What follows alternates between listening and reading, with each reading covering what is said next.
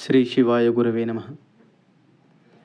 దాదాపు 30 సంవత్సరాల క్రితం జరిగిన ఈ సంఘటనను ఇప్పుడు తలుచుకున్నా కూడా మౌలిమామ కళ్ళల్లో కన్నీటి ధార వస్తుంది.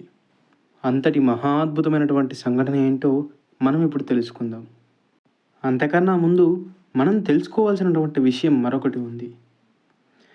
దాదాపు 1900 దశాబ్దం మొదట్లో తిండివనంలో జరిగిన ఈ సంఘటనను ఒక్కసారి మనం అందరం గుర్తు తెచ్చుకోవాలి. అదేంటంటే శ్రీ కృష్ణమూర్తి అయ్యర్ గారు స్వామినాథన్ అంటే పరమాచార్య స్వామి వారి పూర్వాశ్రమనామం. ఆ స్వామినాథన్ అనే చిన్న పిల్లవాని జాతకం పరిశీలించి ప్రపంచాన్ని సక్రమమైన మార్గంలో నడిపేందుకు వచ్చిన అవతారం అని అర్థం చేసుకున్నారు. ఆ పిల్లవాని పాదములను తాకి నీళ్లతో కడిగి శుభ్రంగా తుడిచి బాగా పరిశీలించి ఆ పాదాలను చూస్తూ అతి త్వరలోనే రాజులు మహారాజులు సైతం ఈ పాదాలను తాకలేరు, అంతటి మహోన్నతమైన స్థితికి చేరుకుంటాడని, మరియు ఆ పిల్లవాని పాదాలలో ఎన్నో చక్రాల గుర్తులను పరిశీలించిన శ్రీ కృష్ణమూర్తి అయ్యర్ గారు ఈ బాలుడు జగద్గురు అవుతాడని ఆ పిల్లవాని తండ్రితో చెబుతారు. అలాంటిదే మరొక సంఘటన. పరమాచార్య స్వామి వారు ఉదయార్పాల్యంలో మకాం చేస్తున్న సమయం. ఈ సంఘటన పరమాచార్య స్వామి వారు బాల సన్యాసిగా ఉన్న రోజుల్లో జరిగింది. స్వామివారు అనుష్ఠానం చేసుకుంటూ ఉండగా ఉదయార్పాల్యం రాజు దర్శనం చేసుకోవడానికి వచ్చారు. ఆ రాజు మంచి పండితుడు. సరిగ్గా మహాస్వామివారు అనుష్ఠానం చేసుకుంటూ ఉన్న సమయంలో వచ్చిన ఆ రాజు మహాస్వామివారు చేస్తున్నది నిశితంగా పరిశీలిస్తున్నారు. ఆశ్చర్యంతో, మీరు సాక్షాత్తు దైవ స్వరూపులు, మీ పాదాలలో చక్రాలు ఉన్నాయి అని తను గమనించిన విషయాన్ని ఆ రాజు మహాస్వామివారితో చెప్పారు.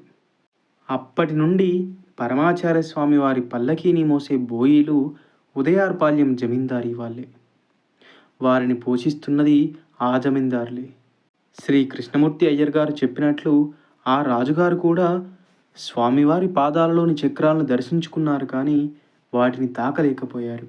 ఇప్పుడు ఏ సంఘటనను గుర్తు చేసుకుంటే మౌలిమామ కళ్ళలో నీళ్లు తిరుగుతాయని చెప్పానో అటువంటి మహాద్భుతమైన సంఘటనను మనం ఇప్పుడు తెలుసుకుందాం. ఈ సంఘటన 1978 ఏప్రిల్ 14న జరిగింది. పరమాచార్య స్వామి వారు తేనంబాక్కం నుండి యాత్ర మొదలుపెట్టారు. కానీ ఆ యాత్ర ఎప్పుడు ఎక్కడ ఎలా ముగుస్తుందో ఎవరికీ తెలియదు. అది యాత్ర అని కూడా ఎవరికీ తెలియదు. 80 ఏళ్ల ప్రాయంలో కేవలం శ్రీ చంద్రమౌళి మామ, శ్రీ వేదపురి మామ, శ్రీ శ్రీకంఠన్ మామ ముగ్గురు సేవకులతో మాత్రమే నడుస్తున్న యాత్ర అది. తెల్లవారుజామున 3:45 ప్రాంతమప్పుడు చిత్తూరు శివార్లలో గల థియోసాఫికల్ సొసైటీ ప్రాంగణంలోకి వచ్చారు. మహాస్వామివారు పూజ కోసం ఒక మామిడి చెట్టు కింద కూర్చున్నారు. సేవకుల భిక్షకై మౌలిమామ, శ్రీకంఠన్ మామ 3 కిలోమీటర్ల దూరంలో గల అగ్రహారానికి వెళ్ళారు. కొద్దిసేపటి తరువాత, అంటే సుమారు 11 గంటల సమయంలో వారు తిరిగి రాగా అసలు ఆ ప్రాంగణంలోకి వెళ్ళడానికి కూడా కుదరలేదు. చాలామంది గుమిగూడి ఉన్నారు. అందరూ పరమాచార్య స్వామి వారి చుట్టూ చేరి వారి పాదాలను తాకడానికి కూడా ప్రయత్నిస్తున్నారు. ఆయన ఎవరో ఎవరికీ తెలిసినట్టు లేదు. కానీ స్వామివారికి ఏం పట్టదు కదా. కానీ అక్కడే ఉన్న 2 సేవకులకి ఆ వస్తున్న జనాలందరినీ నిలువరించడం చాలా కష్టంగా ఉంది. అంతటి గందరగోళ పరిస్థితిని చూసిన మహాస్వామివారు కనీసం పాదుకలు కూడా వేసుకోకుండా అంతటి ఎండలో ఆ ప్రాంగణాన్ని వదిలి హైవే మీదకు పయనమయ్యారు. అంతే, 2 సేవకులు కూడా మహాస్వామి వారితో బయలుదేరిపోయారు.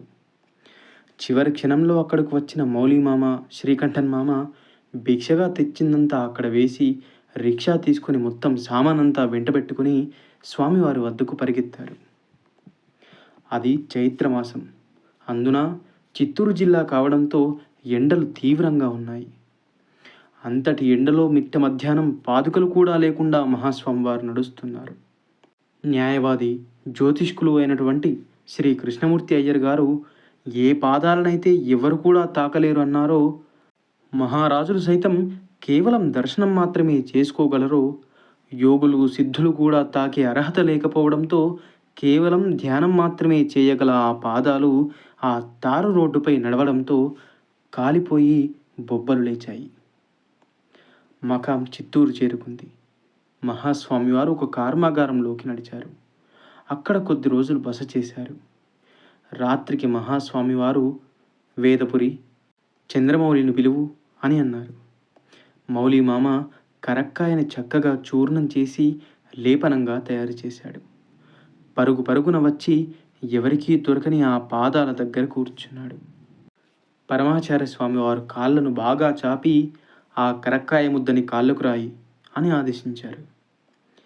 ఈ విషయం చెబుతూ ఇప్పుడు కూడా మౌలి మామ మాటలు రాక గొంతు పూడుకుపోయి కళ్ళనీరు పెట్టుకుంటాడు.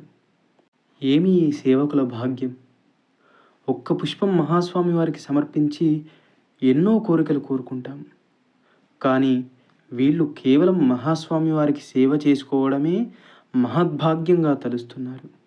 నిస్వార్థంగా సేవ చేసుకున్నటువంటి ఆ సేవకులకు, ఆ సేవను అనుగ్రహించిన పరమాచార్య స్వామి వారికి అనంతకోటి సాష్టాంగ నమస్కారాలు తెలియజేసుకుంటూ ఈ వీడియో ఇక్కడితో ముగిస్తున్నాను.